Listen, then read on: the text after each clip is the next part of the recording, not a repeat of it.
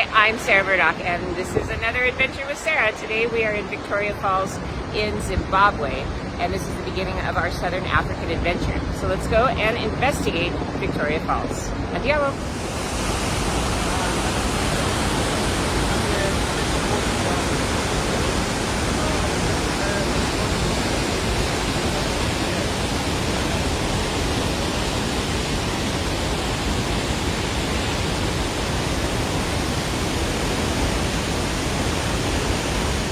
Hello everybody, and Hi. Welcome to Africa. I am here with my friend Todd, who you may remember from the pandemic, who was very kind to do Zoom cooking and interviews and things like that with us then. But now I'm here for the first time meeting him in person, and he is leading an expedition through Southern Africa with us. So tell us a little bit about where we're at right now. Hi everybody. Yeah, it's just such a privilege to be with Sarah. I've watched so much of her Facebook pages. It's just really awesome that she's here. We're at the moment at the Victoria Falls on the Zimbabwe side. Musi Oya Tunya, as it's known, the smoke that thunders. Everybody's had a little champagne toast at the David Livingstone Museum, and now everybody's gone to check out the lookout sites. From here, we're going to be going on rhino safaris. We're going to be heading to Botswana to go to Chobe to do game drives and also some more river cruises. We've already done a beautiful Zambezi river cruise last night. And then from Botswana, we head back to Zimbabwe and fly to Cape Town, my hometown. Cape Town, we're going to do some amazing things, wine tasting, Table Mountain, Cape Point, the amazing times in Cape Town.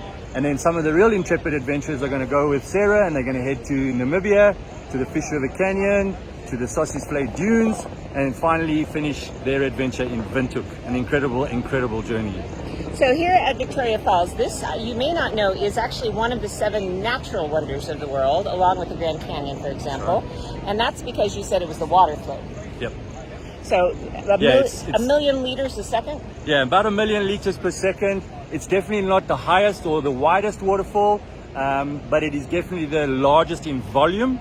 About 2 times, it's twice the height of Niagara Falls and twice the width of Niagara Falls. We're here at a really nice time of the year because as we're now moving towards the end of, this is winter here, believe it or not, even though it's really beautiful and hot, the falls are slowly getting less visible. In other words, by December, it'll just be a few trickles coming down. Of course, then towards May, it starts to flood again. But this is actually absolutely the best time to come to Southern Africa is this time of the year. No rain, no malaria. So for those of you watching this on YouTube later on, we're here in August. So we're missing the summer back in the States, but it's worth it because here it's 80 degrees, it's sunny, it's perfect. So Todd and I are going to go take a walk along Victoria Falls so you get a sense of this park. It's quite expensive, $50 to get into this park, but it's very well maintained. They have a cafe and the hike along there. I'm looking forward to it. What's your favorite part of the hike? I think definitely Danger Point, which is actually the last point, because then you also see some of the Livingstone Island where David Livingstone actually saw the falls for the first time. I like that point as well, and you can see the boiling pot down below, and you can see Livingstone Island. Some of our intrepid travelers, including Sarah, are going to go to Livingstone Island, and if they're brave enough, they'll go and have a swim right on the edge of the falls. So stand by and stick around for that. That's going to be amazing. I've been pressured, I'll tell you that. Gonna do it, I know. So anyway, so thanks for joining us for this adventure. Let's go and have a look at Victoria Falls, but more coming up from Southern Africa. So let's go. Andiamo. Awesome.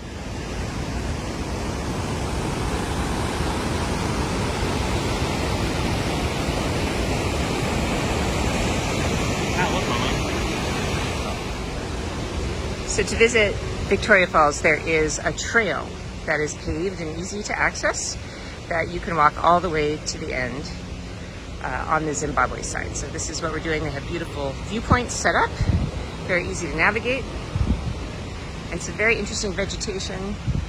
And you'll also see lots of monkeys as well.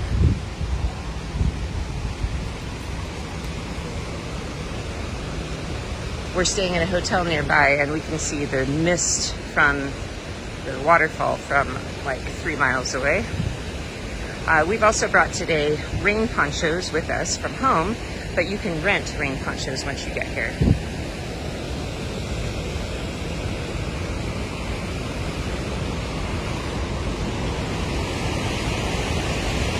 This is a mile long. This waterfall is a mile long.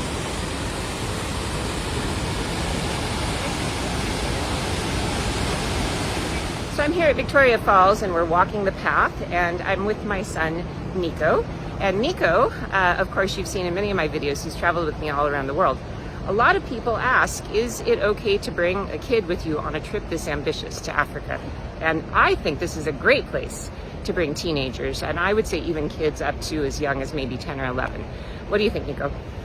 I mean, I may be slightly biased because if the answer that you thought was no, I would not be in Zimbabwe. But yeah, I think it's fine. I would say even maybe I would say probably the very bottom age that I would start bringing on big trips like this is probably 10. Yeah. I think that's a pretty good age. So what do you think, what are the challenges of being a young person traveling in destinations like this? There really aren't many. I mean, Other than documentation, so that is one thing. When we booked the tickets, we did actually get asked by the airline to bring his original birth certificate with him. So that's just one thing you have to be careful when you have a kid who is underage, that you have the correct passports and documentation, because some places have an issue with that. But other than that, I highly suggest a safari and an African adventure for a teenager. He looks like he's having a great time, doesn't he? So in the rainy season, this part of the waterfall is actually covered in water also. So you can imagine probably twice the water.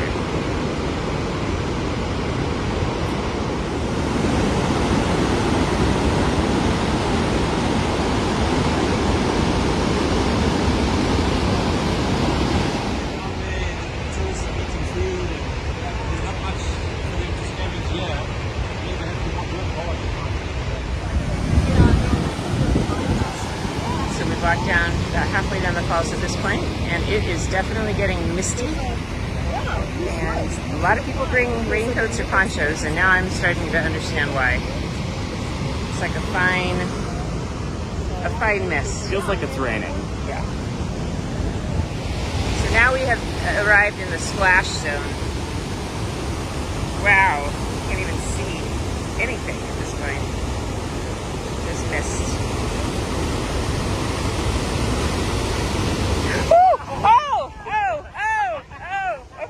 Okay, I'm out.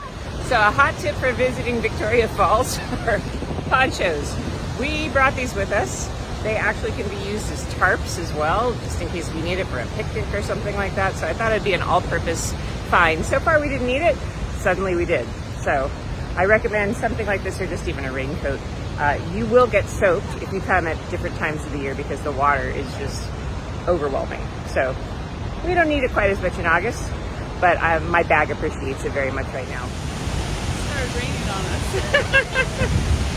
How's it going, Nico? Are you testing the water resistance of that? Yeah.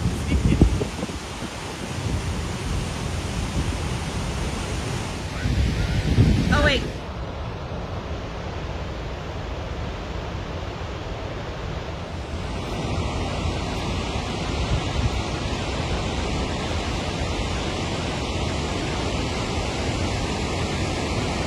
This is now Horseshoe Falls, and if you look across, you can see what they call the Devil's Pool. You can pay to go over to that island and then swim in those pools just over the falls. It looks really scary and dangerous, but there's people there to keep you safe so you don't go over the edge. I may do that tomorrow, we'll have to see. Incredible, incredible rainbows.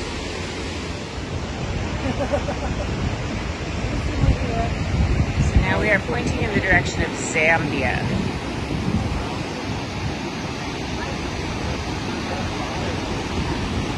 The Zambezi River is the border between the two countries.